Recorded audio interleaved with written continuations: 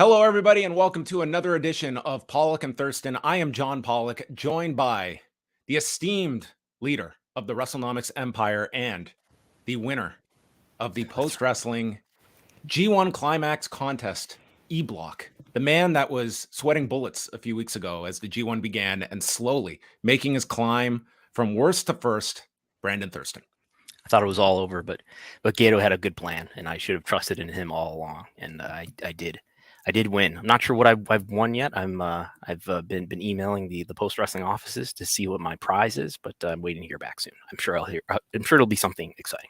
Well, we have a gift for all of the viewers out there because you have a front row seat to get all caught up on everything to do with antitrust lawsuits on today's show. And we have brought in one of the best minds when it comes to this.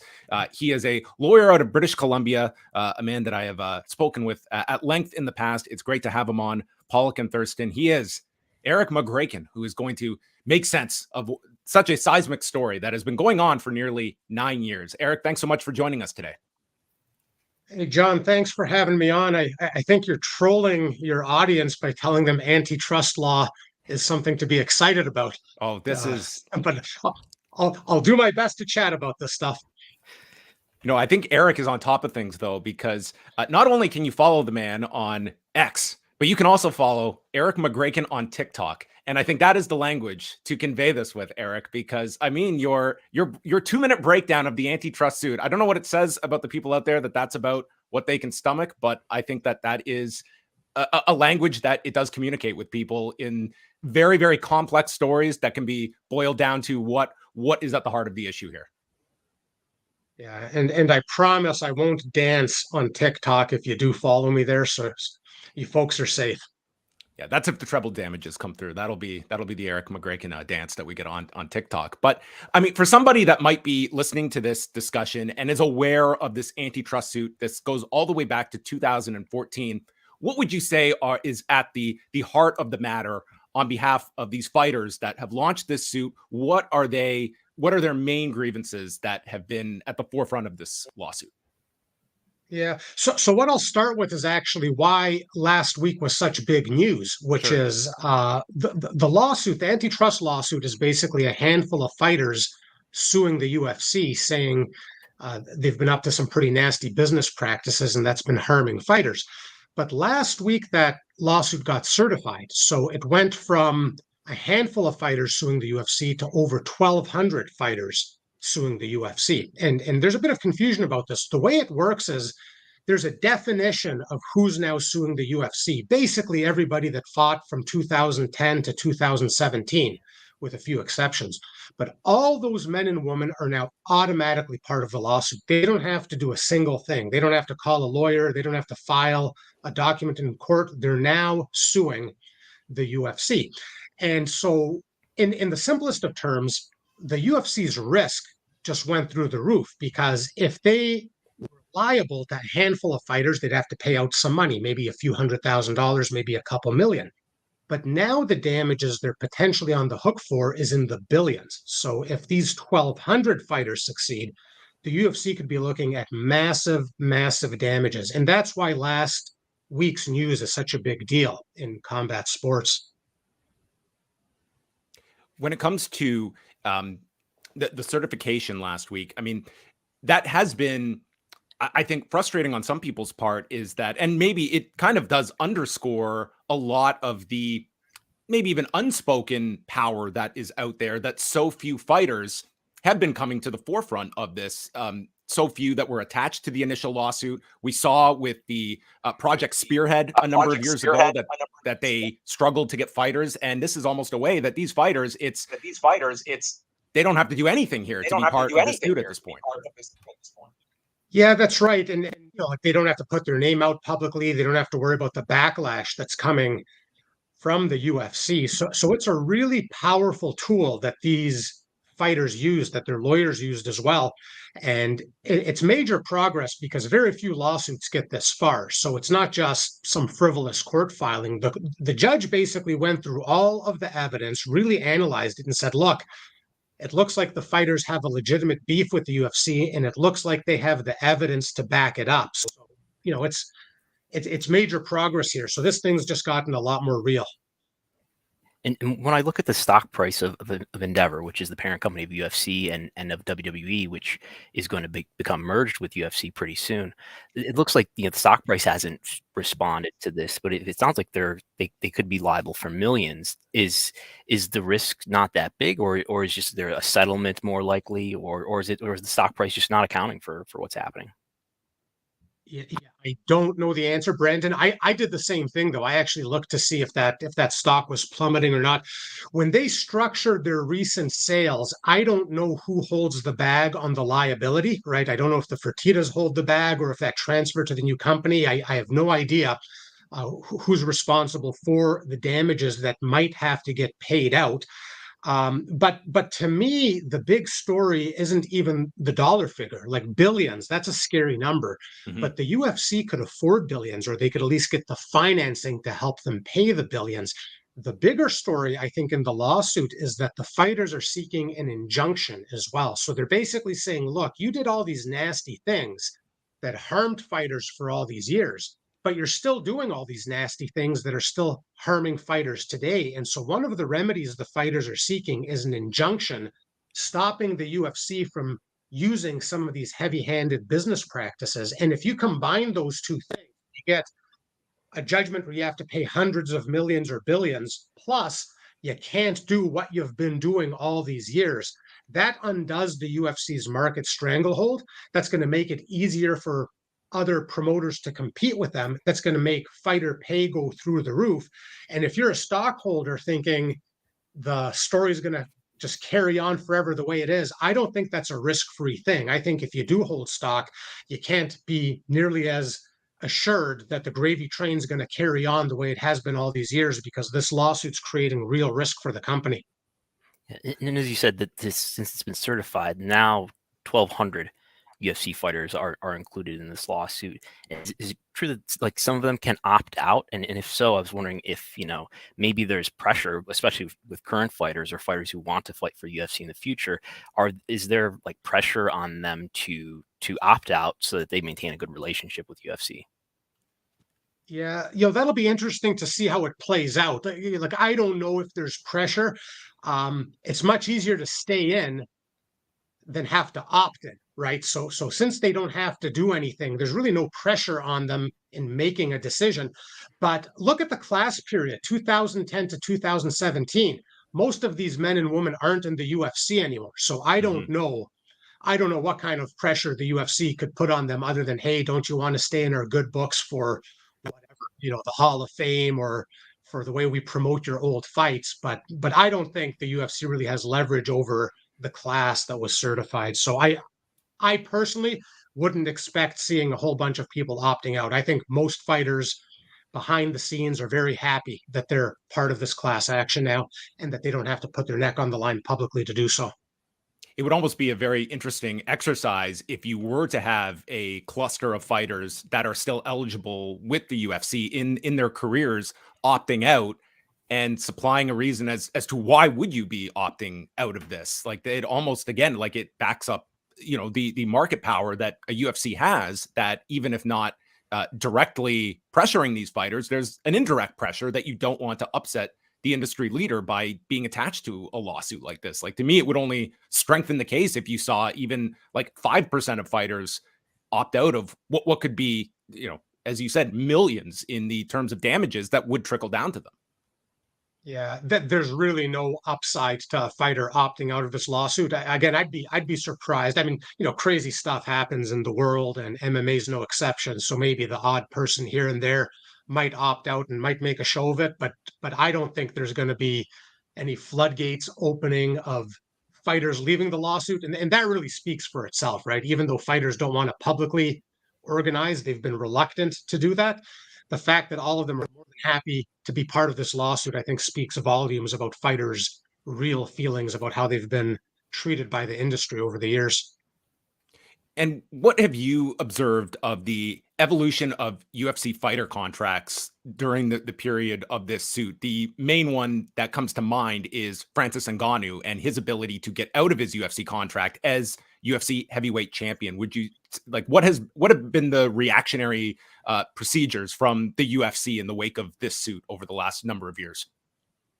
Yeah, so these fighters deserve a lot of credit because that seemed to be one of the UFC's responses to it, is they loosened up their contracts, right? They had that hard sunset clause, and Francis took advantage of it. He had that 5-year sunset clause, and he's a free agent. UFC wasn't happy about him being a free agent, and I understand they've tightened up their contracts a little bit more. They don't want more Francises coming out of the woodworks. They want to continue to control these Nor top class action stars. lawsuits do they want to say, like, isn't that part of the language too, that you cannot engage in a class action lawsuit as well? Like they are trying to just hole up this potential of any more suits that would arrive out of the next generation of fighters. Yeah, that's right. And they want the fighters to take them to arbitration instead of going to court, and don't participate in a class action. And the arbitration is going to cost you a whole bunch of money up front. So good luck doing that. And the arbitration is behind the scenes. So you don't get these kinds of court judgments being publicly released that all of a sudden shine light on the UFC. So they've circled the wagons, right? They're doing all the things they do as a business to try to minimize their risk, moving forward. So it's it's an ongoing story in terms of this antitrust suit, what it's achieving, and how the UFC's responding to it. And with the UFC merging with WWE, I mean, Endeavor said that it's going to be finalized. They expect mid to late September. And the thing that we've heard from both companies is that they're just going through regulatory approval. I would think, and WWE is involved in an antitrust lawsuit as well with MLW. With both of those companies involved in antitrust lawsuits, I would think, just as a lay observer, like wouldn't the SEC or other government organizations be looking at these two companies merging and saying, hey, they're both involved in antitrust lawsuits, and maybe that would be a big hurdle, but apparently not. They're saying it's going to be finished in about a month.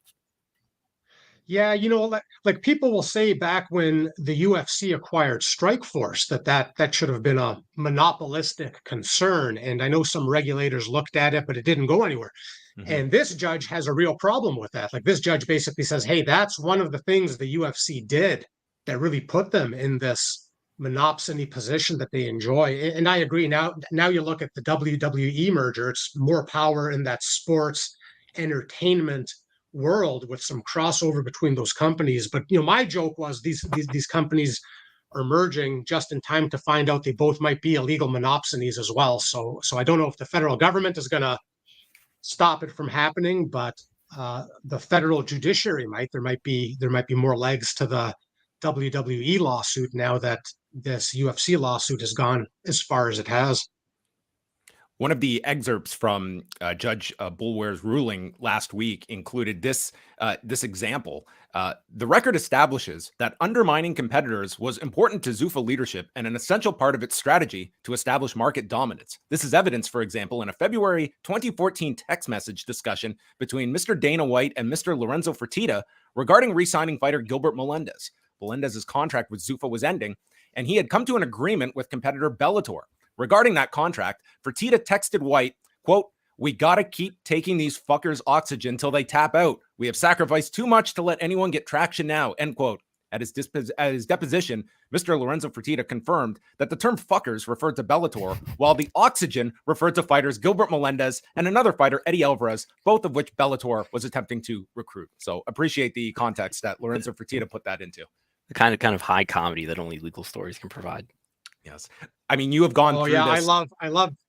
I love judges having to read that kind of, real world business talk and then sort of explain it to everybody that's reading it. But yeah, there's 100 nuggets like that if you read through this, right? Like I know legal text is boring as can be, but if you could sort of power through all of the legalities of it, the evidence that's highlighted here is just like, it's just nuts. And John, I just got off another podcast talking about this, but the one thing that jumped out at me more than anything is just what a one-sided beatdown this ruling was. Like the judge wasn't like, well, maybe you meet it, it's pretty close. The judge was like, this is overwhelmingly a case that's made out in terms of the standards you have to meet. It was just a one-sided ass kicking for the fighters here. And I don't know how the UFC perceived their risk in this case, but I would think the judge's strong ruling should be a wake-up call to them. Like they said they're going to appeal. I imagine they will, the certification ruling. Assuming that goes nowhere, I would think the UFC would be coming to the negotiation table from there, because I don't know if they want to leave it in the hands of a jury after a judge sees it as such a one-sided case. Yeah, it would seem to me that becomes much more of a reality once, this appeal process. That, again, if you go through these 85 pages, like it's a pretty damning document when it comes to the business practices of the UFC.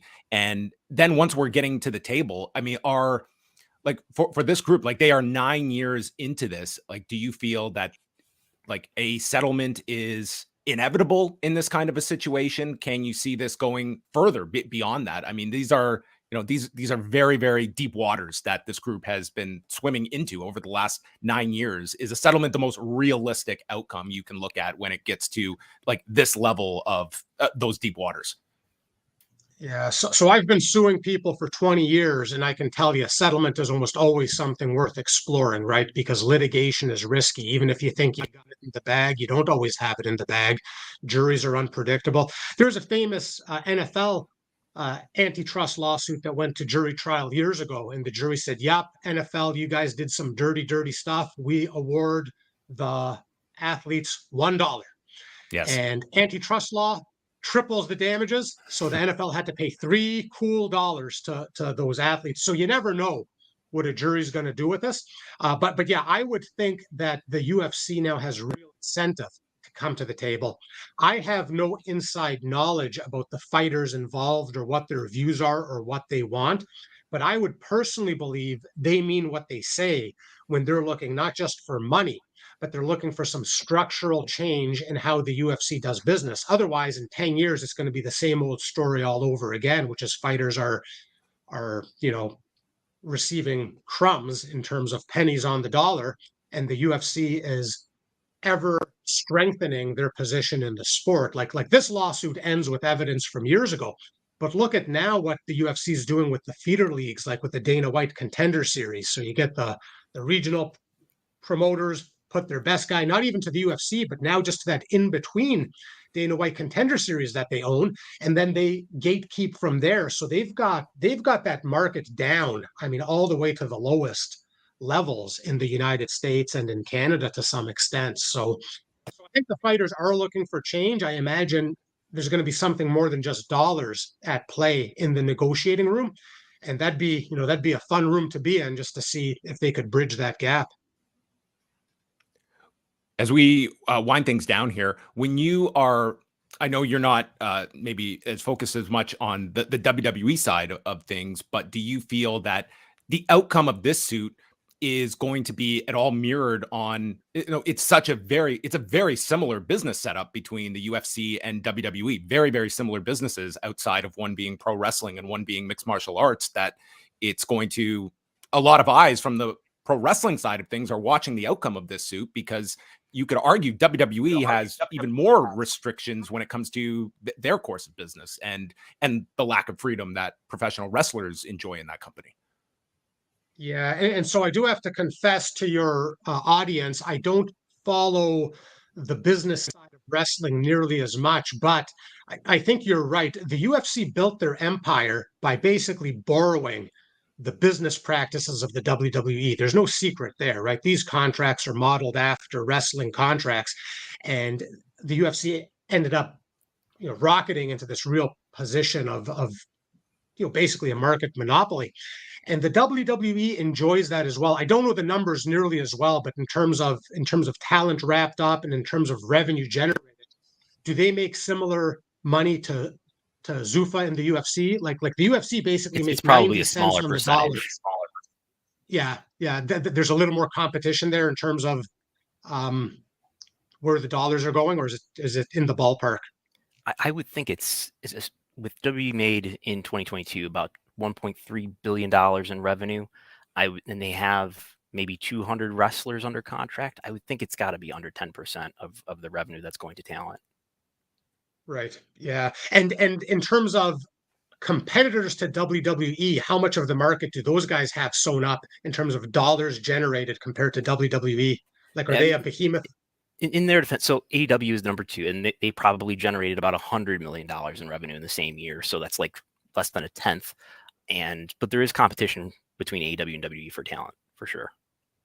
Yeah. That 10-1 sort of market dominance is kind of what comes into play. Like what the court's saying here is, hey, UFC, you have so much power. You could just unilaterally set the prices for these athletes, right? Like you control, you feed them in, you lock them in, they're not accessing free agency, and you control their careers. And if WWE is doing it on a similar model, getting the talent in, making it very difficult to have free agency and real fair market prices, and they have that kind of dominance in the market, they could be looking at a similar as this lawsuit. So I think those stories are probably on somewhat parallel paths. My last question for you, Erik, just given your own experience, I know this is probably just like an estimate, but being at it was such a solid ruling last week. The UFC, we assume they will appeal this. Is that going to be a prolonged process, or do you feel that could be sped along, or is that sort of it's just too hard to look at a timeline here of the appeal process? Because I would imagine like we could still be looking at years here attached to this case. Yeah. If you asked me 8 years ago to predict how long this lawsuit would have taken, I wouldn't have said it'd still be kicking around right now, and certainly not as early as it is, right? Like we just got certification last week in this judgment.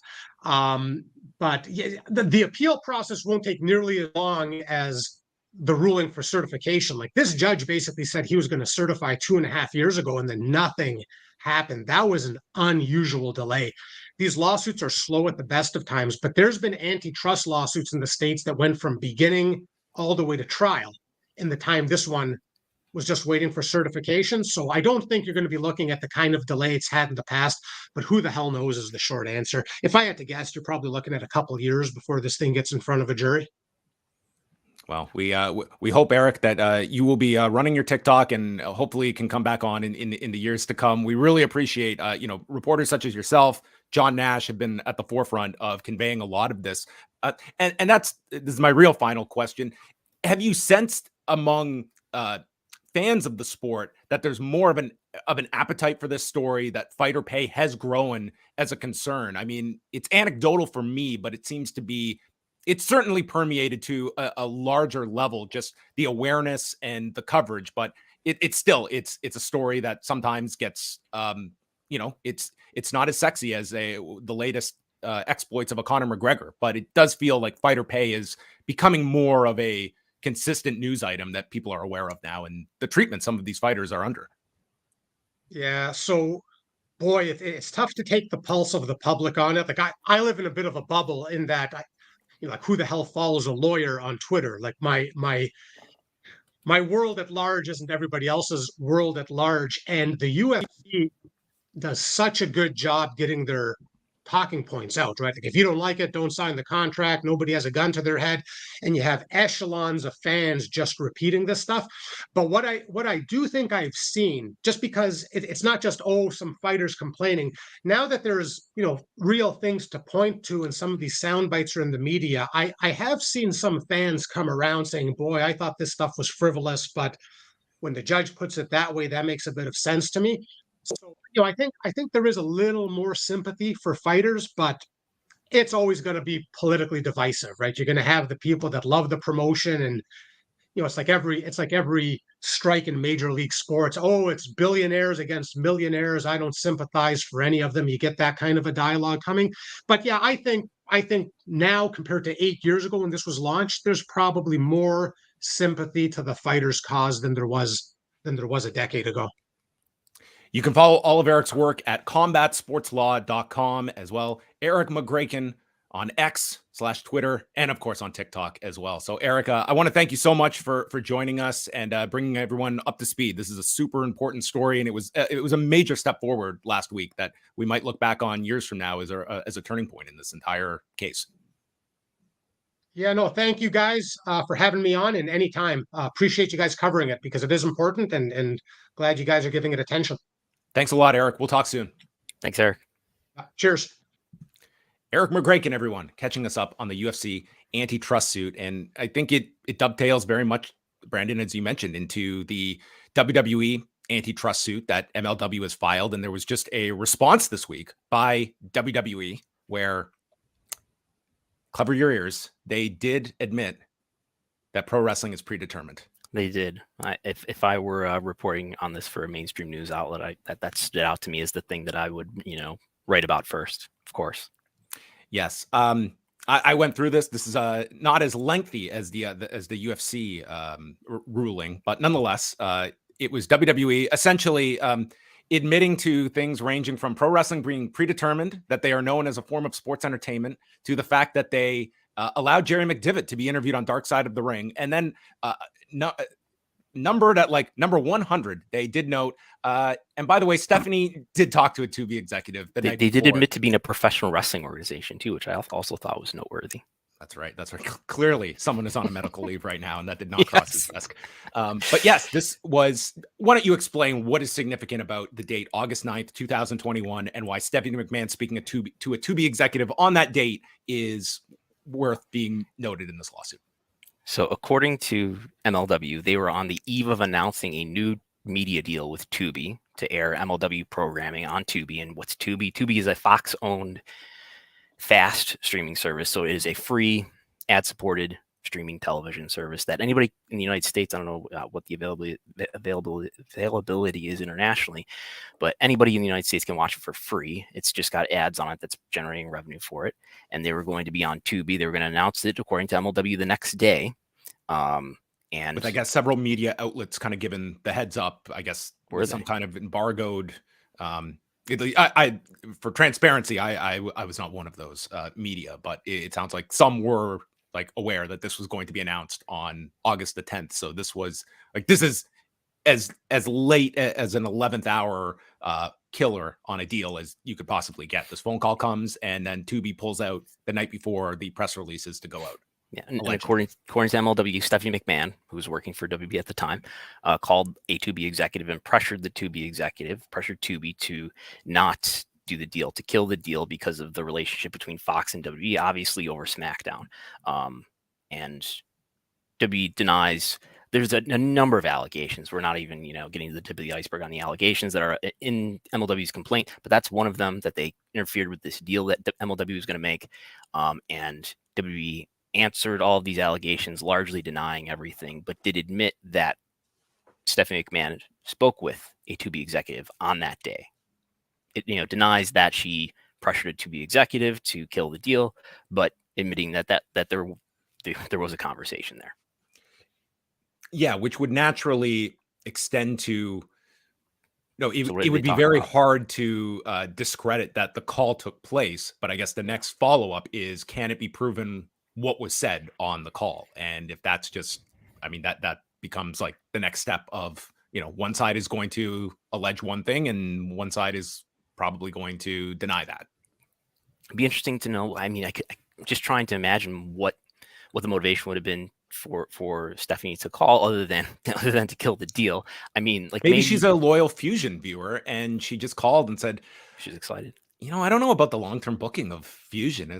I'm just my 2 cents. I'm not a big fan of the show. And maybe Tubi realized, you know what? I don't know about this Alex Hammerstone. I don't know. Maybe this is the wrong move for us. Maybe we should just take into consideration that this is not the program we want to get involved with. Not because of any pressure, just because of Stephanie McMahon just casually sharing her thoughts on the program. Right. And maybe WWE has an exclusivity agreement with Fox, that's part of the SmackDown deal, as apparently they do, and that this is MLW alleges this, which apparently they do with NBC Universal, which is what prevented Reels from broadcasting the MLW show on Peacock, because Reels is just a channel that you can watch on Peacock. But while MLW Fusion was airing a few months ago, it was blacked out. So apparently there's an exclusivity agreement between NBC Universal and WWE. Now, WWE content does live on Peacock, so maybe it's just particular to Peacock. I don't know, but maybe there's some sort of agreement in the contract between WWE and Fox that makes WWE feel like, hey, Fox shouldn't have any association with any other wrestling company but WWE. Yeah, and again, this is why I feel that whether you are following the UFC suit or this MLW lawsuit against WWE, there's so much that intertwines. And if you read this ruling from Judge Boulware on the UFC side of things, it's outlined very clearly. It is not illegal to have a monopoly, but it is how you are able to gain that market share and dominate the market if you are doing anti-competitive acts, which, I mean, that is for a judge to decipher if these acts are constitute illegal activity. But again, like, this is stuff that, you know, if can be proven, what are the legalities of having exclusivity, or the idea that you can have that you can stifle other promotions from even getting onto a platform. And that's what the plaintiffs are going to be arguing in both of these cases, about the acts that are being, it's not a question as to the market share that these companies have. It is how they have gotten to that and have they been able to stifle any competitors from even getting off the ground and having a fair chance to be a worthy competitor. And I think MLW's argument, to be clear, would be that it doesn't matter whether there might be an agreement between Fox and WWE, and between WWE and NBCU to have exclusivity on wrestling towards WWE. That doesn't necessarily mean it's not supporting their case that such an agreement exists, because it would be, in their view, anti-competitive. But the discovery is ongoing now, because we saw that filing from Live Nation objecting to MLW's subpoena for records related to events. So discovery is happening, apparently. Yes. So discovery is the next chapter in this, which, God knows, Brandon will be a refreshing court listener, and we will see what it's There's revealed. email alerts, so I don't need to refresh it. Okay, you're at the forefront of all things, so we will follow that. And I mean, it's through this process that we have learned more about the UFC business through this suit than we would have ever known. Like, the percentages that are going out to fighters, what the percentages of other competitors were going out. I mean, this was a real expose on the UFC's business, where a lot of theories were, put into much clearer view when it comes to all of these documents that ended up coming out, and the reporting of those that were following this case going back almost 9 years. We'll move on because WWE, the market leader, they are putting tickets on sale this week for WrestleMania 40 at Lincoln Financial Field in Philadelphia. The pre-sale is going on, and along with then the general on sale. This is 2 nights at Lincoln Financial Field, April 6th and 7th, I believe. And it's a super hot product at the moment, Brandon. And I mean, what are some of your expectations for, like, I see this being a very, very hot ticket, maybe the hottest WrestleMania demand we have seen in several years. Do you think they're hotter now than they were when WrestleMania tickets went on sale for this year's WrestleMania? I think it's kind of similar, but maybe it's a little bit higher. And I think the numbers are about 65 each night distributed. I could look at the Polestar number and what it was sold, but I expect it to be at least as good as this year. But you think it's going to be hotter? I think it's going to be more this year.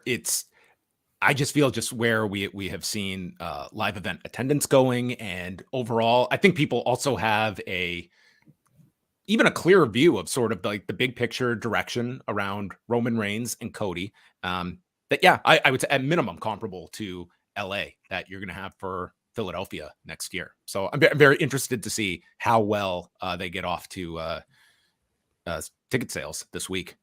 Yeah, 67 both nights, over 67 both nights for tickets distributed, and sold was 63 and 64. So yeah, are you going? Do you have plans to go to Philadelphia? I was informed this week by Mr. Wei Ting that we are going, and really, he has booked a lodging for us. I will say. So I have also reserved a hotel. Yes. Yes. It's expensive to fly to Philadelphia for some reason, though, for me anyway. I don't know about Toronto. Yeah. Yeah, I've not looked at flight prices yet. If there's a great deal to be had, we're more than happy to have you up here to Toronto, and we can fly out. You can outsmart the airline industry as well. But that will be coming up next April, and all the subsequent events in April. It'll be interesting as well, Brandon. This is more in your wheelhouse on like the independent scene that. Now, correct me if I'm wrong, like in Pennsylvania, the promoter needs a license to be able to run in the state. And I'm thinking there's going to be a lot of crossover of shows in New Jersey. Like I would imagine like GCW, like they don't run in Pennsylvania at all. They don't.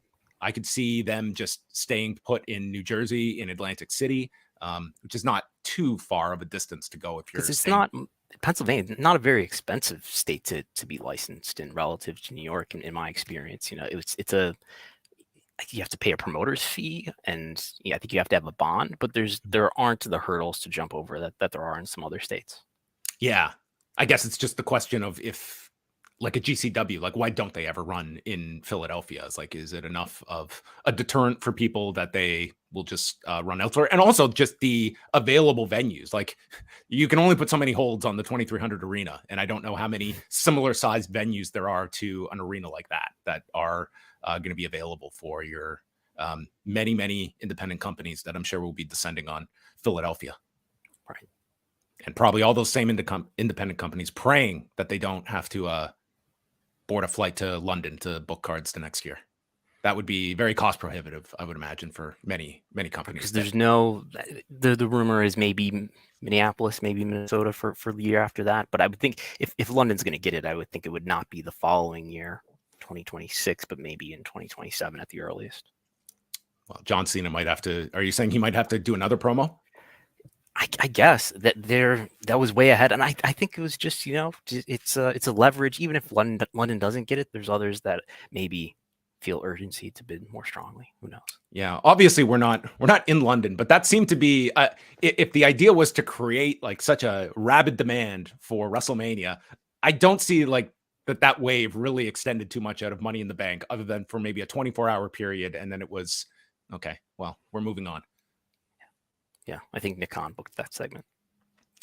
All In, according to WrestleTix, they have now surpassed 80,000 tickets, putting it into however you want to decipher the records of most tickets distributed to a show, and so they are on their way to the turnstile count of WrestleMania 32, which they inevitably will pass probably this week. They have to hit 80,709. Did I get it, Brandon?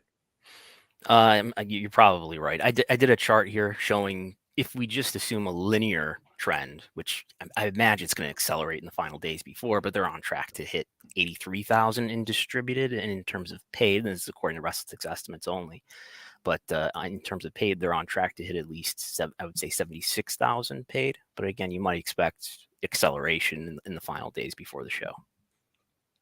So at this point, in the lead up to All In, there's been a lot of discussion about the promotion of this event, how the card is coming together, and I would say like it's been the most criticized promotion of an event since maybe Forbidden Door last year. And I was thinking this out this week that Forbidden Door of last year, this is where they were hit with the injuries to CM Punk, to Bryan Danielson, and despite all of the booking changes and kind of a lackluster build-up, Forbidden Door performed very well. And then we fast forward to this year's Forbidden Door, and you had the two big matches on top with Omega and Ospreay and Danielson and Okada. And it was generally, I would say, like a pretty positive build-up in terms of just what the fan interest was going into that show. So you had differing viewpoints of the promotion, and yet both shows did relatively in the same ballpark in terms of buys. So my question to you, Brandon, is how important I think Tony gave us the impression that this year's Forbidden Door outpaced it, that beat last year's Forbidden Door. Right. So last year was around 140. But not huge. Not a huge difference. Yeah. So let's say give or take, 5 to 10%. It was above last year. How important is that 4-week period in the lead up to a pay-per-view specific to an AEW audience? Like, do you think it's a major determining factor when it comes to someone buying a show such as All In? Like, I've seen a lot of criticism for this show, and yet I think this is going to be a very successful show next week. Live event, of course it is, but let's just keep it at like the pay-per-view level. Like, what are your expectations just going into this show, and what sort of the reaction you sense for the interest? I think it makes an incremental difference. I think when you have a show that's got Okada and Bryan Danielson on top, and Ospreay and Omega on top versus the Forbidden Door show of the prior year, which I'm struggling to remember what the matches were, Tanahashi and Moxley, and like a 4-way with Okada in it. I think that makes an incremental difference. I think because you're just so far down in the funnel that there's not a lot of movement. It's sort of like the thing that people say to dismiss hardcore wrestling fans in general, that it's not going to make a big difference on that level when it comes to asking people to spend $50.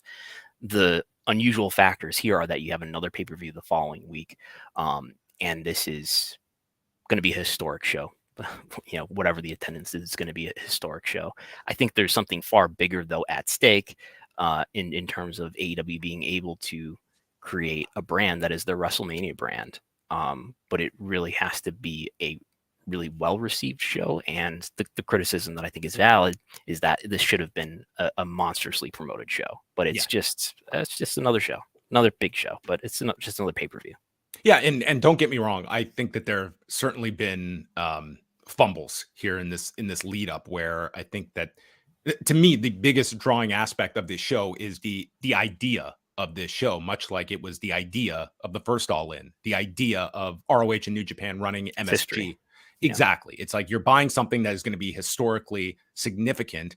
And unlike the first All In, you have the benefit of 4 hours, 5 hours, if you include Rampage, of national television to promote this, and super roster that you have access to. And here we are. And there is, I think, a expectation level that people feel has either not been met, or it's just has not capitalized to the degree that you feel this is going to be the greatest show in AEW history, the biggest show in AEW history, beyond the fact that it is numerically going to be the most attended. But what would you pay? Like, I would say, like, if this show, I would say, like, if it's not the second most bought pay-per-view, I don't think this is going to hit CM Punk first pay-per-view numbers. I would say if it's not like the second most purchased event, I mean, do you look at this as like not reaching its potential? Like this should be as big, if not bigger, than the largest AEW pay-per-view that they have done.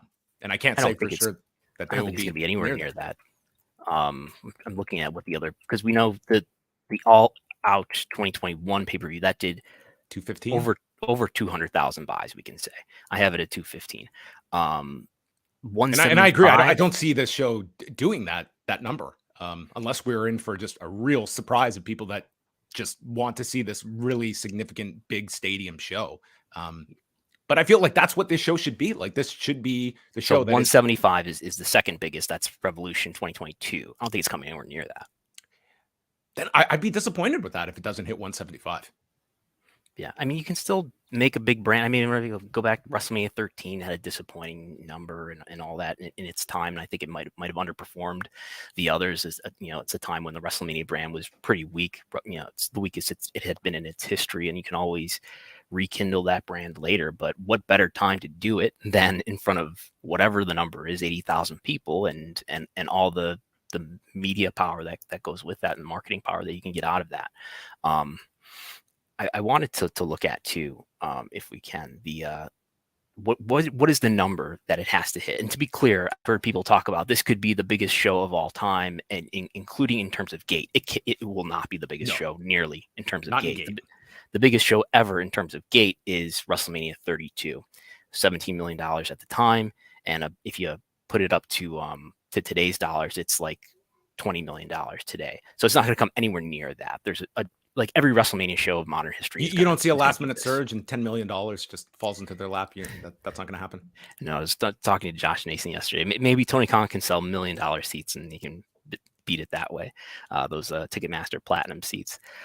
But in terms of attendance, it could be, but what is the record that they have to break? Like, what is your opinion on what is the record? What's the most attended show ever? I guess excluding the North Korea shows. What is the most attended show besides those, and what is the number that it has to be? Yeah, so I mean, you can go back to last week's show with David Bixenspan, and we will we have about a 40-minute dissection of WrestleMania 3. So that is anyone's interpretation of 78.5 to what's our ceiling for WrestleMania 3. 88 is sort of the highest people could envision that they fit in there. I think most accept 78.5 as the figure for WrestleMania 3. Whether that can be disputed, there's been At a least, lot of, right. of research that has gone into that. So beyond that, like I think if you surpass WrestleMania 32, what's the Jim Londos figure? Do we have that? That's an unverified number. I just sort of throw my hands up and say modern history. Okay, I'm not going to go back to like photos from the 50s and prior. Yeah, we're not going to get out the magnifying glasses for Jim Londos and his drawing abilities. So if we put that, like, realistically, I think if they top the WrestleMania 32 number, I think this is going to generally be accepted as And in terms of distributed, they definitely will. And distributed, they will. And then paid, like you've done this, the range is as high as like 85 and change.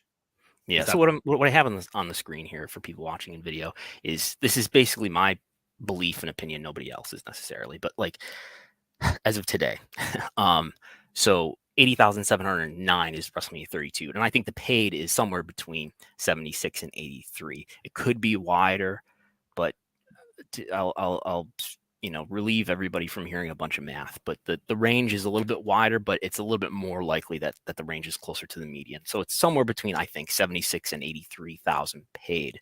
All in is at about 74,000 paid right now. It's probably going to get into that range, right? Only 2,000 more to get in that range. And I think so. I've been doing the last couple of days is going through. I haven't briefed you on this. I was going to go through this, but let's see. Do I have it in here? And by the way, if we include Saudi Arabia in the gate thing, Saudi Arabia would be $50 million, more than doubling everybody else. But I've been going through the Silverdome stuff, and so Silverdome official attendance is 80,311. Right, that's the official capacity. Excuse me. And so there's the big photo. But and you were talking last week about, let's just count the heads. And I've said, even though it is a high res photo, you zoom in, I don't know that you can really in any portion of this photo distinguish people really reliably. What if we found this dude who was in the last row? I want him. Yeah, I want to talk to him. Can like this guy who believed that someone can see me and would be part of this iconic photo. This looks like the head count guy. Yes. What is? I want to know his opinion about how many people were in this stadium. But if you look at the photos of the demolition of the Silverdome in 2017, look at this dump. You can. It looks terrible, doesn't it? but I think look at the before and after of the Silverdome. Man, WWF came to town and they got out. They ruined it. But there's some high res photos that people took during the demolition itself, and you can zoom in, and I think more clearly, it's not super high res, but more clearly you can count the seats. So this is what I've been doing in the last couple of days is, okay, I got the ticket map out, and I basically went into these sections and zoomed in and counted samples. I didn't count every seat in the stadium, but I counted samples from each section in the 100 level, the 200 level, the 300 level. I got all these samples together, right? And then I did the math, and I like measured on the seating map what the area is of each one of these sections, and extrapolated onto that the attendance. And what I got is, I got like 70,000 for this entire Silverdome in terms of the football capacity. I didn't consider anything on the floor. I didn't try to do any of that, right? That photo of the demolition is just the NFL setup. 70,000 is the grand total for a football setup, which would certainly give you credence towards closer to the 78.5 figure, as maybe even that almost feels ambitious that you would fit 8,500 tickets on the floor, but certainly would give that. And that has been at the heart of this debate about the Silverdome, was what is the true honest capacity of this stadium, that we went under the assumption of what the size was. And this is the white whale of attendance. And just to catch people up, so Dave Meltzer has reported that it's 78,000. That's how many people were in the stadium. I believe his paid number, I was searching around for it. It was on the building head count from the local promoter, Zane Bresloff. Like, this is not just like. And Dave, I believe, has reported that the paid attendance is something like 74,000. So anyway, I asked Dave about this like a year ago, and he told me that he believed that, in fact, the stadium capacity was exaggerated. So that's sort of what motivated me to do this math. And there's obviously potential problems here in terms of maybe the seating capacity, maybe the seating map is not drawn to scale.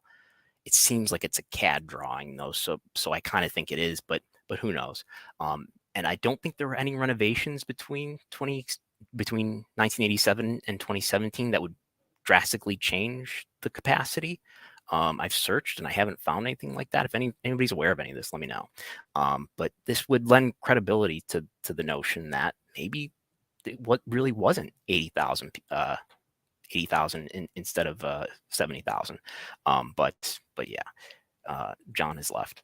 He's down and trying to reconnect. So anyway, I did all that, and if you add the people on the floor, then you get up to what did I get? About 75. So maybe you count. I didn't consider standing room. Bix talked about standing room. Maybe there's thousands in standing room. Maybe it does get up to just about 78,000. So yeah. And I went and looked at Raymond James Stadium because we have the audits from Raymond James Stadium from WrestleMania in 2021.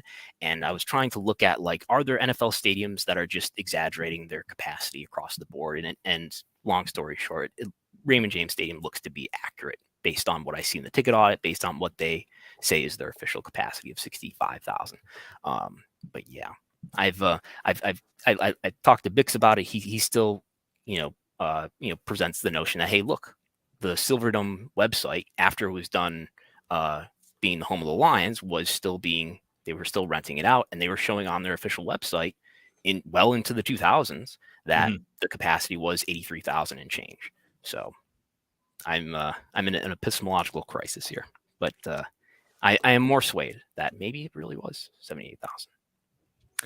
Well, I'm also interested to see, number one, that as much as the focus on All In is, if there's one thing I have a greater appreciation for, it's how big that WrestleMania card was at AT&T Stadium a few years ago. That, I mean, we compare like how big this All In event is, and I feel in 2016, like, it was, certainly WWE is not some startup company that's doing this 4 years in, but like, that's an incredible number that they did, and an incredible gate figure that they did in 2016 that I think we just associated like these levels with WWE. But the fact is that it's incredible what they drew to AT&T Stadium. And I guess they have the option that if they wanted to get that out there, like their internal data, like if their paid number is above AEW, they could do so. Although I'm not expecting WWE to respond to any touting of AEW's success. For my email address is brandon@wrestlenomics.com. If anybody wants to send me any legitimate ticket audits, I'm glad to have them and look them over.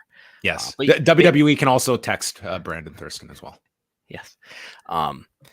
But yeah, it's in terms of a single day event, unless they go back to making WrestleMania a single day event, I don't think that WrestleMania 32 number is ever going to be beat anytime soon in terms of a single day event.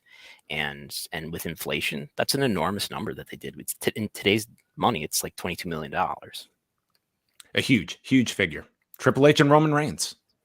Yeah. And in a gate, what's All In going to do? I think Tony has said 8.5 million is the latest. So it's going to get higher than that, 9, maybe 10, 11. It's even at that number, I don't think it's in the top 10. SummerSlam, WWE said, did 8.5 million. So that's probably with fees. It's still over $8 million of a live gate for SummerSlam at Ford Field this year. So it'll probably edge that out. And I think maybe it already has. I'm curious to see what their merchandise figure is for the show as well. Will they bring enough merchandise? Will Pro Wrestling Tees be supplying the merchandise in London? Listen, I'm sure it's an area of their business that they're going to come out of this show, and they're going to be like, it's like, it was astounding to me being at Ford Field last weekend, and just like, it's not a surprise, but just this machine that operates of WWE. Like, I was out there during the day, and they had like the whole street cordoned off. It's like, if you wanted WWE merchandise, boy, were they going to make it as accessible as possible for you. And these lines were rammed. And they had a shop set up in downtown Detroit as well. With a line that was going around blocks, like hours before the show. Yeah. It was gigantic. I thought this was the line from Ford Field. I'm like, is this the line for the stadium 5 blocks away? Like, I was like, no, it's for the opportunity to get into a store to give WWE more money. It's like, it's unbelievable. I mean, I got in there when there was no line. I had no trouble getting in, but I did, like, go have breakfast and be like, wow, there's a line out here. Maybe we'll stop by later when it's not so busy. I was there like 4 hours before SummerSlam started, and it was a gigantic line. Like, it was wrapped around the block just to get in there. But yeah, it's like, certainly you would look at it, and this has the opportunity to be just like I could not imagine what the merchandise figure would be, but we have seen examples where this is an area that AEW has been criticized over of just the infrastructure. This is a massive undertaking for them, but it's a huge opportunity on many financial fronts. Yeah. So to make a statement here. So in terms of attendance, fans in the building, not including ushers and ticket takers and things of that nature, but people who are actually in the building to watch the show, I think the record, I guess it just comes down to suites, I guess. And I don't know that the number we're looking at here for Wembley is including suites. So let's say, I guess it's 80,000 that they have to cross to be the most attended wrestling event in modern history that's not directed by the government. Right? Because nothing else would be ahead of that. Once they're well ahead of 80,000, I guess that's the biggest ever in terms of attendance. In terms of paid attendance, then about 80,000 for WrestleMania 32 as well. Something in that neighborhood. So if they're well over 80,000, maybe it is the biggest ever in terms of tickets sold. At about 74 right now. Does AEW get to count all the heartbeats? Is that fair game? Not if I'm counting. Brandon Thurston ain't letting you get away just because you have a heartbeat, okay? You better have a paid ticket in your hand or digitally. Yes. Well, we will be talking about All In more next week. No guest yet for next week, but we will discuss off air as we go in. Do you realize that from the post wrestling world, we have 4 representatives that will be at All In various capacities. We have Braden Harrington, Davey Portman, Neil Flanagan, and I have learned Andrew Thompson is flying over to England. Wow. Yes, he is going to that's awesome. All In as well. So, what's the travel budget that you guys give Davey Portman? He's at every show. I mean, if I'm at a show, he's at a show. Davey is going on his own with Braden. This is their just kidding. Davey's got his hookups. I don't know if there's been a wrestling show. I mean, if I think about it, I don't know if there's been a wrestling show that in the last couple of years that I've been to that he hasn't also been at. Really? I think so, because he was like there in Buffalo and there in Rochester, and yeah, I think he was at to travel. Slam, right? And he was at Forbidden Door. I don't know if he's coming back from England. Like he says he's going for 3 weeks. I don't know if I'll ever see him again, to be honest. He just might just stay there and be just taken up by the UK wrestling scene. All right, let's talk. We'll wrap up with just some ratings notes from the last couple of days. Going back to Friday, SmackDown was down to 2,097,000 viewers and a 0.55 in the demo. But wait a minute, the overnights, Brandon. Yes, like 2.6 million. What happened? NFL preseason happened as it does every year. And NFL preseason. So what happened with SmackDown is, and this will happen this coming Friday and the Friday after that, which will be the entirety of the preseason preemptions. So in some markets, the NFL preseason game for that market will air on the Fox affiliate instead of SmackDown. So SmackDown will air either later in the night on the same network, or it will air on like a sister network that is affiliated with the Fox network. All of that should be included here, unless there were some mistakes by Fox or Nielsen. All that preemption viewership should be included with the normal viewership. So yeah, it's just, I went and looked back at last year and it went down by about the same rate when I do the 4-week comparison. So this is not that alarming, I think, but it is on the low end for what SmackDown has been doing lately for sure.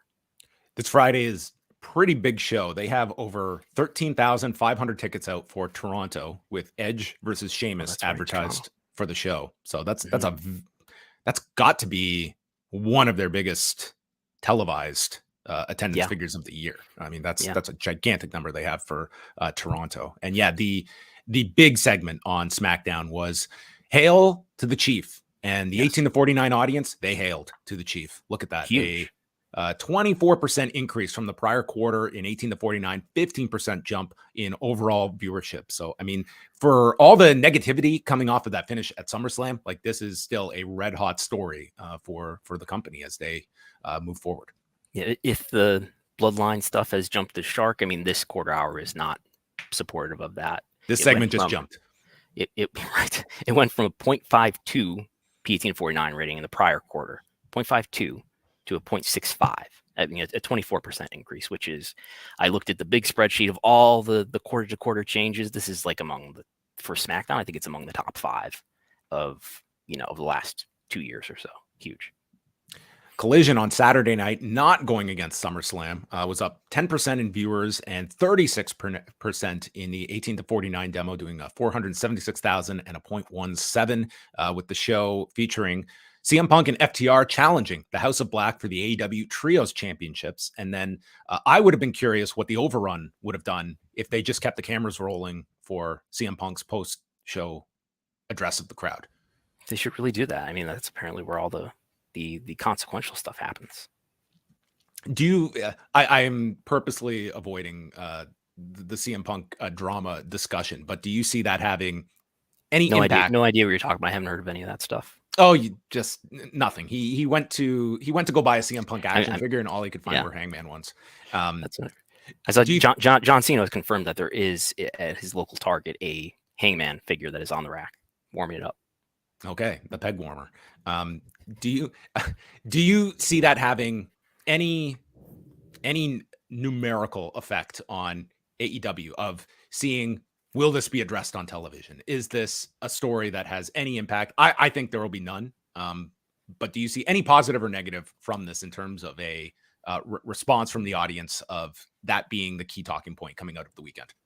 Not really. I mean, it's more about a continuation and a pattern that tells me there's not great leadership coming from Tony in terms of not diffusing this stuff. But I don't see it as on its own and in the weeks to come some big reaction on television.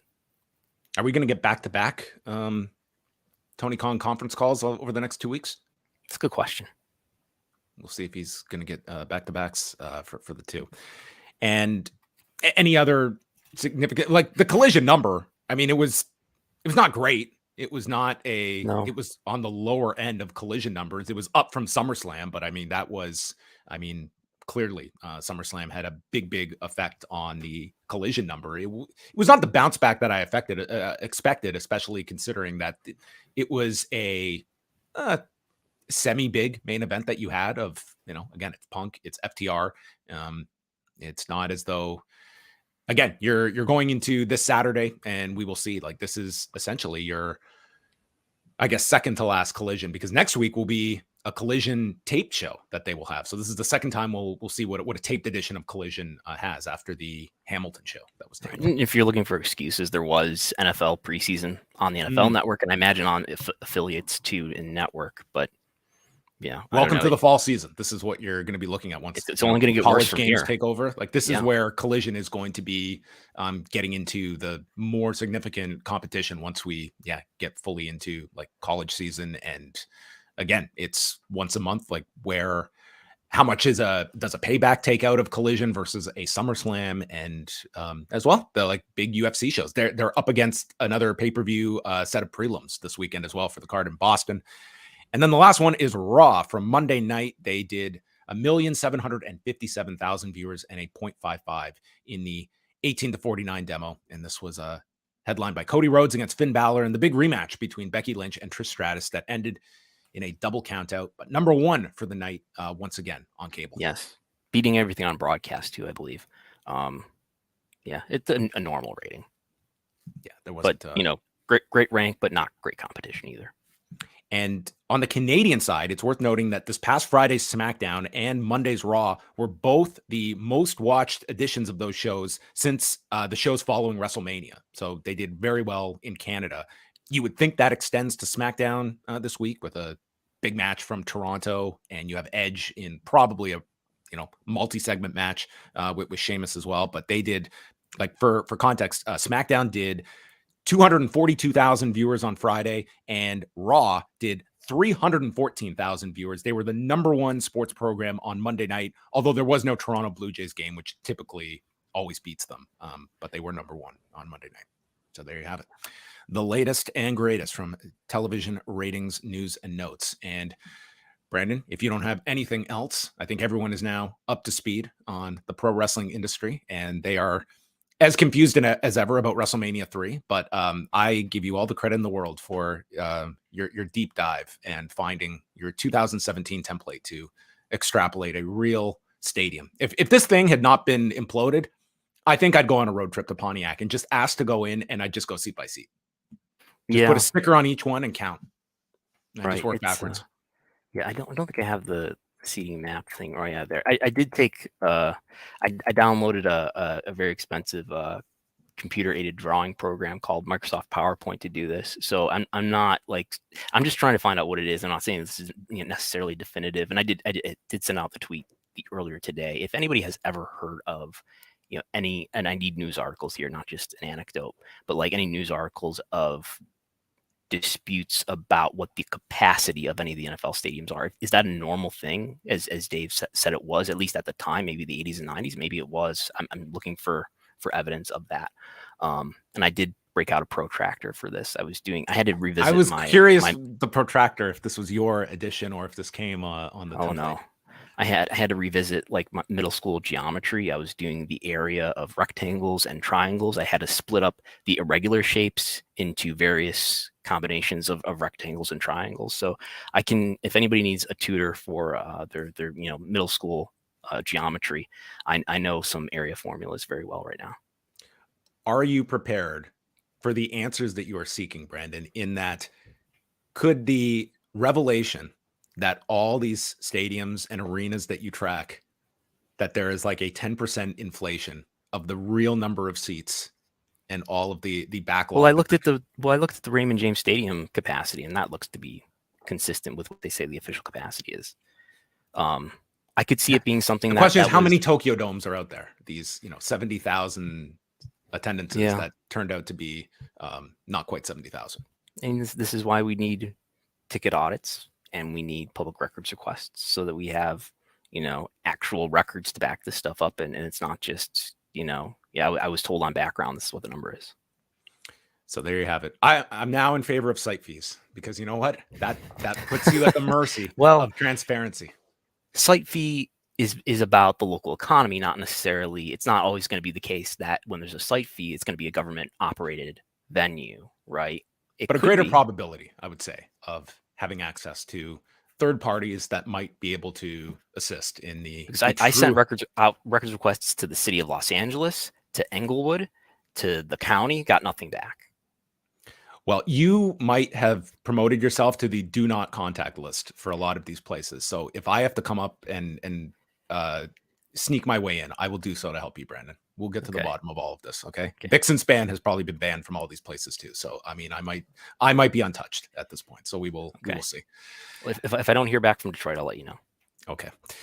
That's going to wrap up the show, but thanks to everyone for joining us. Hey, I want to give out my latest good friend of the show, Mike Murray, got me a gift, and this is going to be my summer reading continues, as I have procured The Way to Live by George Hackenschmidt. Wow. This is a 1908 publication about how George Hackenschmidt, his workout routine, and it's mixed in here with various history. So there you go. Have you ever read the Farmer Burns like How to Wrestle book? No, I haven't, but I would love to. I have it in like an ebook version. It's fascinating. I would love to read it. It's fascinating. You can have your DDP yoga. I want The Way to Live by George Hackenschmidt. Okay, I will live the way George Hackenschmidt did in 1908. But what is coming up in the what do you guys have up beyond the regular show on Sunday that you have? You also did the latest AEW. Oh yes. Key performance indicators with Josh Nason. What can we expect on that show? Recorded that yesterday with Josh Nason. That's coming out on Josh Nason's Punch Out. That's part of the Observer F4W site. So look for that coming out soon. And the usual stuff at patreon.com/Wrestlenomics, including every Sunday Wrestlenomics Radio, TV ratings reports, got quarter-hour reports, and all sorts of stuff, things of that nature. All right, you can check out all of that. Tonight, it is Wei Ting and Kate from Montreal on Rewind to Dynamite. I've tapped out after the G1. I need to recharge, but we will be back later this week on Thursday.